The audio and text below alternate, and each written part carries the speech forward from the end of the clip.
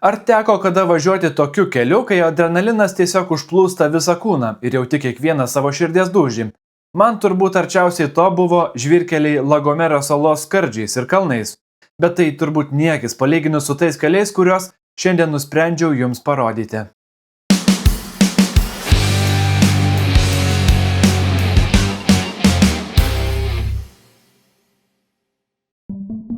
2014 pasirodė vaizdo įrašas, kai Himalajų kalnynais vežantis autobusas vingiavo siaurai žvyrkeliais ant skardžio. Nors keleiviai iš situacijos juokėsi, tačiau tai turbūt buvo juokas iš nerimo. Vienu momentu vienas iš turo darbuotojų išlipo vairuotojui rodyti signalus, kad jis pratilptų pro žemą uolą.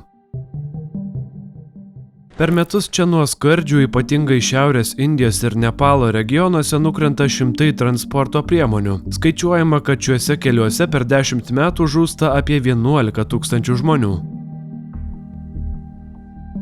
Pavyzdžiui, visai neseniai, maždaug prieš mėnesį, Nepalu, ties Trišulį upe vairuotojui nesuvaldžius autobuso į apačią nudardėjo turistinis autobusas. 200 metrų į apačią kritusiame autobuse buvo 44 žmonės, 19 iš jų žuvo. Šiame video žmogus per Himalajus važiuoja Pangi Kištvar keliu Indijoje. Jis laikomas ypatingai pavojingu, net labiausiai visoje Indijoje. Jis jungia legendomis apipintą Pangi slėnį su likusia šalies dalimi. Šis slėnis įspraustas tarp dviejų kalnų grandinių vakarų Himalajuose, todėl dažnai lieka visiškai izoliuotas, dažniausiai net kelis mėnesius per metus. Ypač žiemą, kai pagrindinis kelias per Saah perėją uždaromas dėl gausaus sniego. Kelias driekėsi palei siauras kalnų atbrailas ir daugelyje vietų pločio užtenka pravažiuoti tik vienam automobiliui. Nepaisant to, juo važiuoja ir autobusai bei sunkvežimiai. Jei du automobiliai susitinka priešingomis kryptimis, vienas iš vairuotojų turi atsargiai važiuoti atbulomis net 100 metrų, kol randama vieta prasilenkti. Kol iš vienos pusės stūkso stačios kalnų sienos, o iš kitos 1000 metrų gylio skardžiai.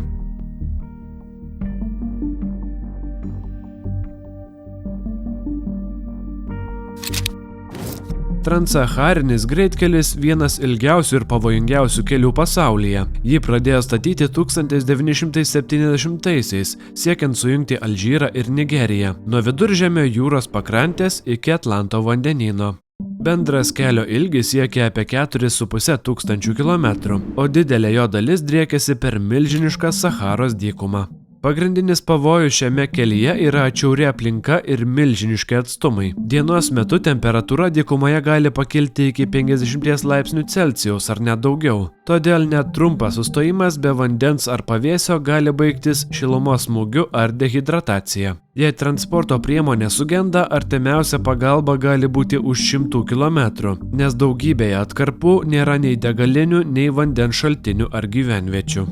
Nors didelė dalis kelio yra asfaltuota, stiprūs vėjai ant kelio dažnai supusto smėlio kopas, todėl vizualiai kelias gali beveik išnykti. Labai pavojingas yra vadinamasis Harmatano vėjas, kuris iš dykumos su savimi neša smulkių dulkių debesis. Šie vėjai smarkiai sumažina matomumą ir gali paversti vairavimą beveik aklinu. Prie pavojų prisideda ir kitos bėdos, pavyzdžiui, yra vietų, kur kelias nusėtas duobėmis, akmenimis, smėlio sankaupomis, o kartais net aštriais dykumos augalų spygliais, kas gali pradurti padangas. Todėl transporto priemonės čia neretai sugenda ar įklimpsta. Dažniausiai keliautojai renkasi 4 ratais varomus visureigius, vežasi reikiamus įrankius, papildomas padangas, degalus bei vandens atsargas. Ir tai dar nėra viskas. Kai kurios kelio atkarpos, ypač pietų Alžyre ir Nigerija, eina per regionus, kuriuose pasitaiko politinis nestabilumas, todėl klesti ginkluotos gaujos, kontrabandininkai ir kiti nusikaltėliai. Dėl šios priežasties daugelyje maršruto dalių sako geriausia keliauti su vietiniais gidais arba saugumo palyda.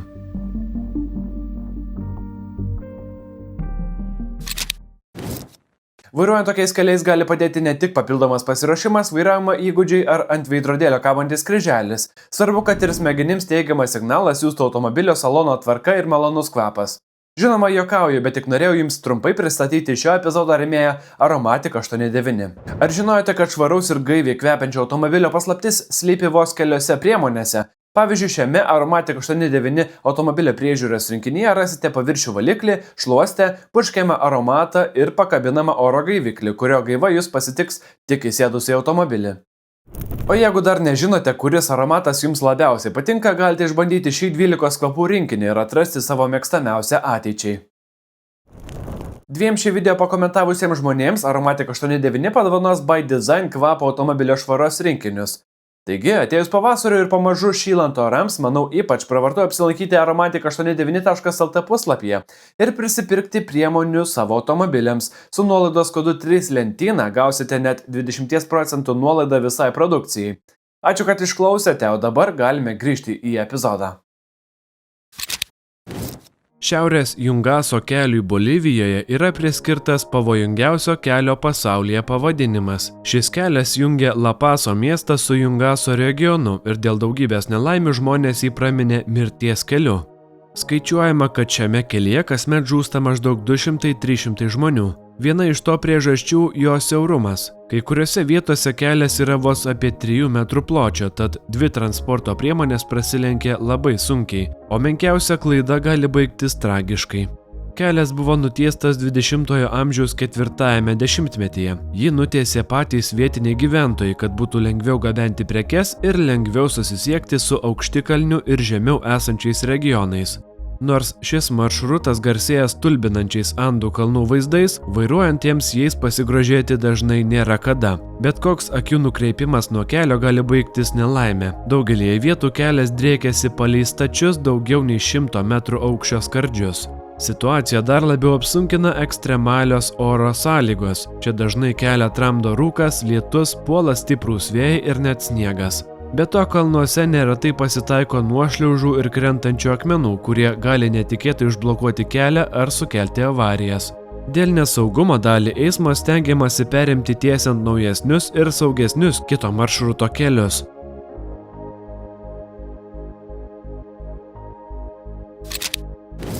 Irgi per Andų kalnus einantis PE3N kelias Peru garsėja siaurais vienos juostos ruožais, stačiais skardžiais be apsauginių atitvarų, staigiais serpantinais ir dažnomis nuošliaužomis. Daugelėje vietų kelio kraštai būna aptrupėję, o lietus ar purvas paverčia dangą slidžia ir sunkiai pravažiuojama. Kelio aukštis taip pat įspūdingas, kai kurios vietos siekia 4,7 km virš jūros lygio. Tokios sąlygos nėra retos Peru kalnų keliuose apskritai. Andų regiono keliai dažnai yra siauri, blogai prižiūrimi ir nutiesti per labai nestabilų kalnų reljefą. Todėl po stiprių liūčių dažnai pasitaiko nuošliaužų ar nuplautų kelio atkarpų. Peru kalnų keliuose kasmet žūsta apie 1000 žmonių. BR-116 yra vienas ilgiausių ir pavojingiausių kelių Brazilijoje. Jis dažnai vadinamas mirties greitkeliu, portugališkai Rodovia da Morte, nes čia kasmet įvyksta daugybė rimtų avarijų. Kelias driekiasi maždaug 4300 km ir kerta didelę šalies dalį iš šiaurės į pietus. BR-116 yra pavojingas dėl prastos infrastruktūros. Kai kuriuose vietose kelias yra siauras, vingiuotas ir eina visai šalia stačių šlaitų ar skardžių, dažnai be jokių apsauginių atitvarų. Nepadeda ir staigus posūkiai, rūkas, prasto kelio ženklinimas ir nusidėvėjusi danga. Situaciją apsunkina ir labai intensyvus sunkiojo transporto eismas. Šis kelias yra vienas pagrindinių Brazilijos transporto koridorių, todėl juo kasdien važiuoja tūkstančiai sunkvežimių. Dėl didelio srauto, stačių įkalnių ir pavojingų posūkių, avarijos čia neretai būna ypač sunkios ir mirtinos. Be eismo pavojų čia prisideda ir keli kiti. Kai kuriuose atkarpuose pasitaiko ginkluotų apiplėšimų ir vagysčių, ypač nukreiptų prieš sunkvežimių vairuotojus. Taip pat tam tikrose BR-116 vietose fiksuojami vaikų pagrobimai, seksualinio išnaudojimo ir prekybos žmonėmis atvejai. Karakorumo greitkelis yra vienas aukščiausių tarptautinių kelių pasaulyje. Jis jungia Kiniją ir Pakistaną ir driekiasi 1300 km per vieną įspūdingiausių, bet kartu ir pavojingiausių kalnų regionų žemėje – Karakorumo kalnus. Aukščiausias taškas yra Hundžarabo perėja, esanti maždaug 4700 metrų virš jūros lygio. Kelio statyba prasidėjo 1959 metais ir truko beveik 30 mečius. Tai buvo milžiniškas inžinerinis projektas, kurio metu teko kasti tunelius, sprogdinti kalnų šlaitus ir tiesti kelią per nestabilų reljefą. Statybos buvo labai pavojingos, žuvo mažiausiai 810 pakistaniečių ir 82 kinų darbininkai. Daugiausia dėl nuošliaužų, griūvančių uolų ir sunkių oro sąlygų. Dėl savo masto ir sudėtingumo šis kelias dar dažnai vadinamas 8-uoju pasaulio stebuklu. Didelė maršruto dalis eina siaurais kalnų šlaitais, kur stačios uolos kyla aukštyn, o iš kitos pusės atsiveria giliausios upių slėnių bedugnės. Didžiausi pavojai šiame kelyje nuošliaužos, krintantys akmenys ir staigus potviniai. Kai kuriuose atkarpose kalnų šlaitai yra tokie nestabilūs, kad kelias gali būti užblokuotas dienoms ar net savaitėms. Papildomas iššūkis – ekstremalūs aukščio ir temperatūros skirtumai. Aukšti kalnuose temperatūra gali nukristi gerokai žemiau nulio, o žemesnėse, dykumą primenančiose vietose vasarą ji gali pakilti iki 45 laipsnių Celsijaus. Toks kontrastas apsunkina ir vairuotojus, ir transporto priemonės. Nepaisant visų pavojų, Karakorumo greitkelis yra labai svarbus prekybos ir kelionių maršrutas tarp Kinijos ir Pakistano. Jo kasdien važiuoja sunkvežimiai, autobusai ir nuotykių ieškantys keliautojai, kurie žūtbūt nori išvysti kraštovaizdžio įvairovę, įspūdingus ledynus, aukštikalnių ežerus ir dramatiškus kalnų peizažus. Ačiū, kad žiūrėjote. Kuriuo iš šių kelių važiuoti tikrai nenorėtumėte? Pasidalinkite komentaruose. Labai padėtumėte, jei paspaustumėte patinka mygtuką ir prenumeruotumėte mano kanalą, juk tai nieko nekainuoja. Susitiksime kitame epizode. Iki.